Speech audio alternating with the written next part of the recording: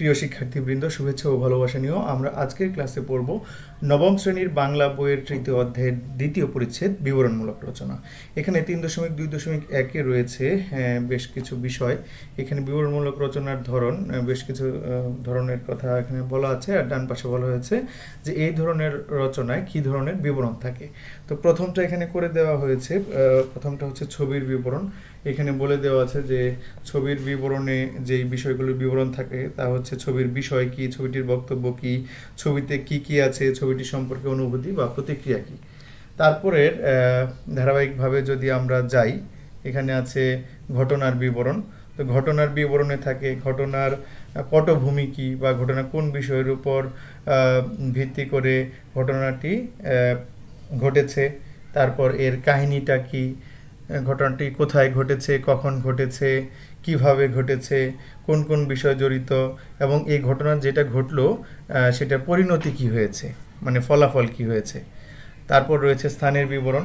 তো স্থানের বিবরণের ক্ষেত্রে লিখতে হয় স্থানের পরিচয় কি, মানে স্থানের বর্ণনাটা থাকতে হবে। তারপর এই স্থানটা কি কারণে বিখ্যাত, যদি বিখ্যাত হয়ে থাকে। তারপর সেই স্থানের কোনো ধরনের কোনো গুরুত্ব রয়েছে কিনা সেটা লিখতে হবে। তারপর সেখানে কিভাবে যেতে হয় সেটি লিখবে, এবং এখানে সেই স্থানটিতে যদি কোনো গুরুত্বপূর্ণ নিদর্শন থাকে বা স্থাপনা থাকে তাহলে সেটাও লিখতে হবে। তারপর রয়েছে স্থাপনার বিবরণ। স্থাপনা বলতে এটা হচ্ছে মনিউমেন্ট বা আর্কিটেকচারাল কোনো একটা বিষয়। এক্ষেত্রে লিখবে যে স্থাপনার পরিচয়টি কী, মানে সেইটার বর্ণনা দিবে, বিবরণ দিবে। তারপর সেটি কোথায় অবস্থিত সেটি লিখতে হবে, আর সেই স্থাপনাটি কী কারণে নির্মাণ করা হয়েছিল সেটা লিখতে হবে, এবং কী কারণে বিখ্যাত সেটাও লিখতে হবে। তারপর রয়েছে প্রাণীর বিবরণ। প্রাণীর বিবরণের ক্ষেত্রে লিখতে হবে প্রথমে প্রাণীটির নাম, তারপর এটি কোথায় দেখা যায়, এর কি কি বৈশিষ্ট্য রয়েছে। এখানে দৈহিক বৈশিষ্ট্য এবং ব্যবহারিক বৈশিষ্ট্য দুইটাই লিখবে। বংশবিস্তার, তারপর এটা কোথায় বসবাস করছে বা জীবন ধারণ করে, জলে স্থলে নাকি দুই জায়গাতেই, সেটা লিখবে। আর এদের খাবার নিয়েও লিখবে। তারপর রয়েছে বস্তুর বিবরণ। বস্তুর বিবরণের ক্ষেত্রে প্রথমে সেই বস্তুটির পরিচয় দিবে, তারপর কোন কোন কাজে ব্যবহৃত হয় সেটি তা লিখবে, তারপর সেটির কী ধরনের বৈশিষ্ট্য রয়েছে, মানে সেটা দেখতে কেমন তা লিখবে, তারপর এটা কি কি উপকরণ দিয়ে গঠিত সেটা লিখবে, এবং সেটা যদি ব্যবহার করার কোনো একটা বিষয় হয় সেটার ব্যবহার কিভাবে করতে হয় সেটাও লিখবে।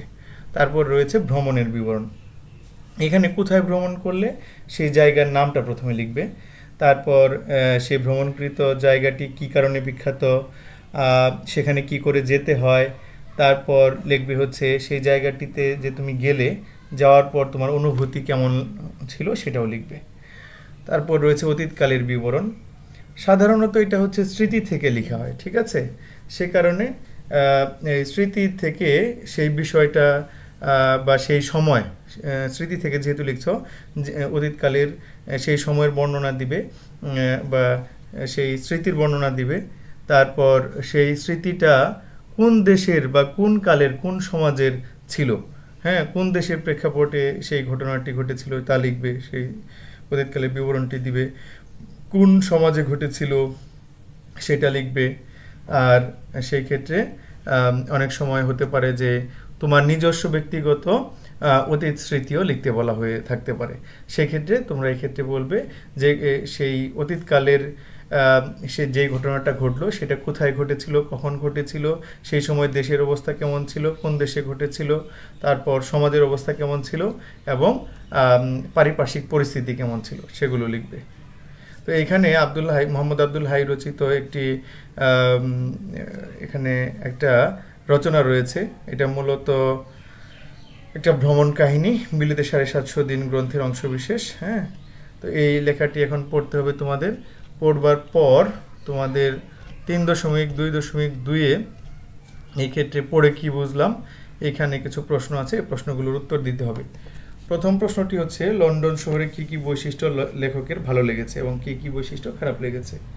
তাহলে তোমরা প্রথমে লিখবে যে লন্ডন শহর ভ্রমণ করার সময় লেখকের এই শহরের কিছু বৈশিষ্ট্য ভালো লেগেছে এবং কিছু বৈশিষ্ট্য খারাপ লেগেছে।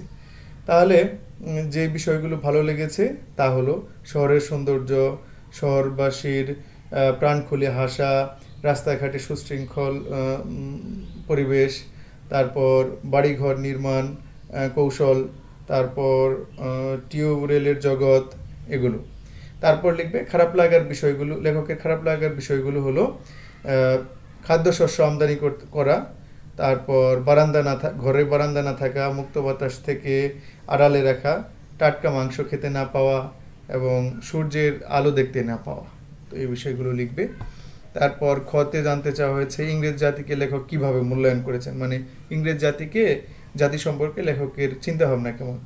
এই ক্ষেত্রে লিখতে পারো যে ইংরেজ জাতিকে লেখক সংগ্রামশীল এবং কষ্ট সহিষ্ণু, যে তারা কষ্ট সহ্য করতে পারে এবং সংগ্রাম করে জীবন পরিচালনা করে, এই দুইটি বিষয়ে বড় করে তুলেছেন ইংরেজ জাতির।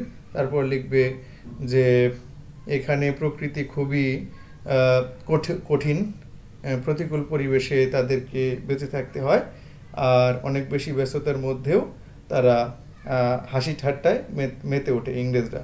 এবং সবচেয়ে বড় বৈশিষ্ট্য হচ্ছে ইংরেজদের যে তারা অনেক বেশি পরিশ্রমী। এবার গতে জানতে চাওয়া হয়েছে যে লন্ডনের আবহাওয়া ও পরিবেশের সঙ্গে তোমার এলাকার আবহাওয়া ও পরিবেশের তুলনা করো। তো এই গল্পটি থেকে, এই ভ্রমণ কাহিনী থেকে লন্ডনের যেই আবহাওয়া পরিবেশ আছে সেটা আগে লিখবে। লেখার পর তার সঙ্গে তোমার যে নিজের পরিবেশ আছে সেটার বর্ণনা করবে। তাহলে তোমরা লিখতে পারো যে লন্ডনের আবহাওয়ার পরিবেশের দিকে তাকালে যে বিষয়গুলো দেখতে পাওয়া যায় তা হচ্ছে এখানে পরিবেশ বেশ কঠোর বা কঠিন। হ্যাঁ, দিনের একটা বড় অংশ সেখানে সূর্যের আলো চোখে দেখা যায় না বা দেখা মিলে না, প্রচণ্ড ঠান্ডা পড়ে সেখানে। তারপর সেখানকার ঘরবাড়িগুলোর কোনো বারান্দা নেই, প্রকৃতির নির্মল বাতাস সেখানে পাওয়া যায় না। আবার অন্যদিকে তুমি যদি বলো যে আমার এলাকায়, তুমি যদি গ্রামীণ পরিবেশে থাকো তাহলে তো কথাই নেই, অত্যন্ত সুন্দরভাবে লিখতে পারো যে অন্যদিকে আমার এলাকায় গ্রামীণ পরিবেশ বিরাজমান, এখানে প্রতিদিন সূর্য ওঠে এবং সন্ধ্যাবেলায় সূর্য অস্ত যায় এবং সূর্য সারাদিন দৃশ্যমান থাকে। আমার এই অঞ্চলে গ্রীষ্ম, বর্ষা, শরৎ, হেমন্ত, শীত, বসন্ত 6টি ঋতু পালাক্রমে আসে।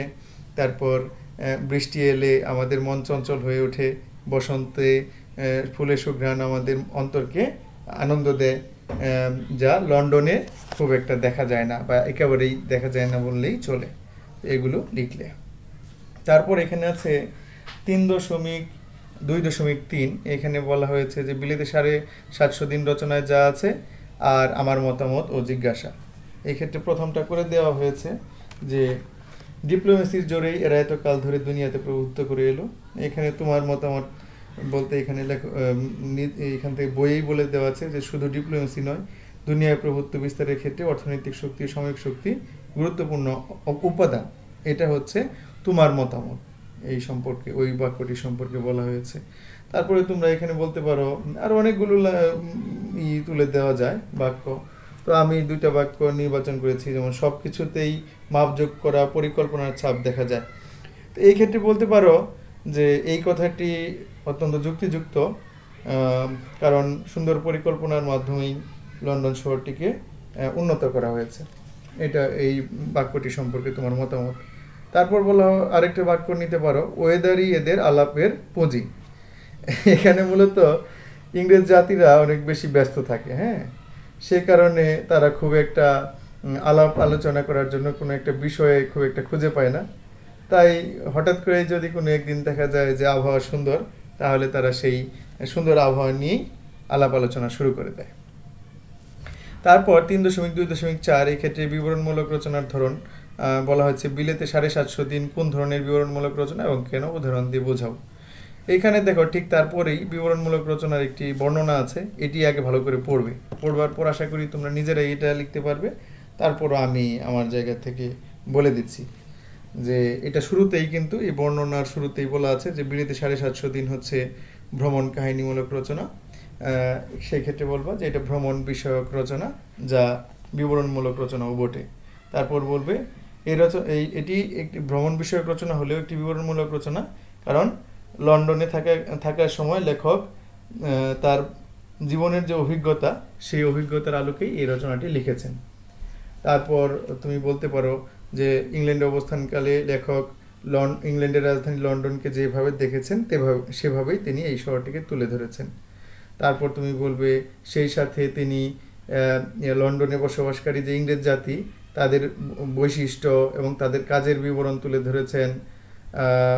আর তিনি যেভাবে বর্ণনা শুরু করেছেন সেই বর্ণনার কিছুটা অংশ তোমরা তুলে ধরতে পারো এখানে। তারপর বলতে পারো যে যে কোনো ধরনের বর্ণনার বিশ্লেষণ তোমরা এখানে তুলে ধরতে পারো। আমি একটু বইয়ে চলে যাচ্ছি। যেমন এখানে ধরো শীতে সারা লন্ডনের গাছপালা নেড়া হয়ে গিয়েছিল, তাহলে তুমি এখানে বলবে লেখকের এই বর্ণনায় শীতকালে লন্ডন শহরের যে গাছপালার রুক্ষ পরিবেশ তার বর্ণনা এখানে আছে, এবং লেখক তার নিজস্ব বর্ণনা ভঙ্গিমায় এই শহরের যে গাছপালা, শীতকালে লন্ডন শহরের যে গাছপালার রূপ তা বর্ণনা করেছেন। তারপরে শেষে এসে বলতে পারো এই যে দেখো বসন্তকালে সব নেড়া গাছে পাতা ছড়িয়ে সবুজে নাকি কোলাকুলি করবে, হয়তো বা হতেও পারে, তার প্রস্তুতি চলছে এখন থেকে, সেই প্রতীক্ষায় আমি চেয়ে থাকলাম।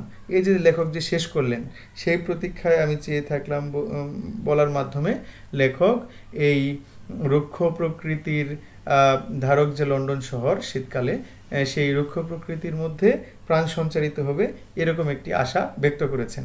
তারপর তোমরা বলবে যে লেখক এভাবে নিজের মনের মাধুরী মিশিয়ে শহরটিকে নিজের অভিজ্ঞতার আলোকে বর্ণনা করেছেন। সে কারণেই এটি একটি ভ্রমণ কাহিনী হলেও মূলত একটি বিবরণমূলক রচনা, কারণ এখানে লন্ডনের ছোট বড় বিভিন্ন বিষয়ের বিবরণই মুখ্য বিষয় হয়ে উঠেছে। তাহলে তোমার এই উত্তরটা কিন্তু হয়ে গেল। তো প্রিয় শিক্ষার্থী, 3.2.4 কাজের মাধ্যমে আমাদের এই দ্বিতীয় পরিচ্ছেদের যে আলোচনা সেটা এখানে শেষ করছি। তোমরা সবাই ভালো থেকো, তোমাদের সবাইকে অসংখ্য ধন্যবাদ।